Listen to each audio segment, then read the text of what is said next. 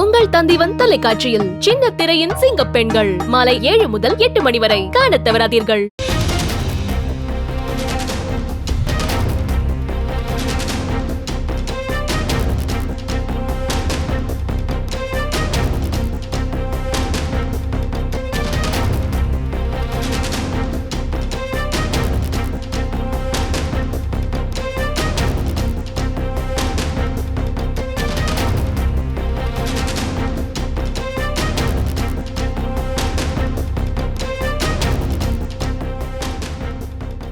அண்மைச் செய்தி.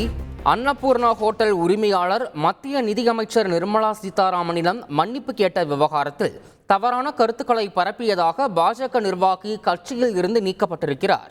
கோவை சிங்காநல்லூர் பாஜக மண்டல தலைவராக செயல்பட்டு வந்த சதீஷ் அடிப்படை உறுப்பினர் பொறுப்பில் இருந்து நீக்கப்பட்டிருக்கிறார். இதனை அண்மை செய்தியாக பார்த்து வருகிறோம். கூடுதல் விவரங்களை எமது செய்தியாளர் கார்த்திக் வழங்கிட கேட்கலாம். கார்த்திக், வணக்கம். இந்த பாஜக நிர்வாகி மேல வேற எதுவும் நடவடிக்கைகள் எடுக்க வாய்ப்பு இருக்கிறதா? முழு விவரங்கள் கார்த்திக். வணக்கம். கோவை மாவட்டத்தில் பிரபல உணவகமான அன்னபூர்ணா உரிமையாளர் மத்திய அமைச்சர் நிர்மலா சீதாராமனிடம் மன்னிப்பு கேட்ட விவகாரம் பெரும் சர்ச்சையை எழுப்பியிருக்கு. இந்த சூழல்ல அந்த வீடியோ எவ்வாறாக வெளியே வந்தது, யார் வெளியிட்டார்கள் என்ற விசாரணையை கட்சியில் விசாரிக்க தொடங்கி இருக்கார்கள். அதன் அடிப்படையில் இந்த வீடியோ வெளியிட்ட விவகாரம் தொடர்பாக நிர்வாகிகளின் பெயரை தவறாக அவதூறாக பேசியதாக சிங்கநல்லூர் மண்டல தலைவராக இருக்கக்கூடிய சதீஷ் என்பவர் கட்சியில் அடிப்படை உறுப்பினரிலிருந்து அவர் நிர்வாகி பதவியிலிருந்து அவரை நீக்கி இருக்காங்க. மேலும் இது தொடர்பாக இந்த வீடியோ யார் வெளியிட்டார்கள், எதன் நோக்கத்தில் வெளியிடப்பட்டது, இந்த வீடியோ எடுப்பதற்கு காரணம் என்ன, யார் அறிவுறுத்தலின்படி வீடியோ எடுக்கப்பட்டது என்ற விசாரணையும் தற்போது நடைபெற்று வருவதாக தகவல் வெளியாகி இருக்கு.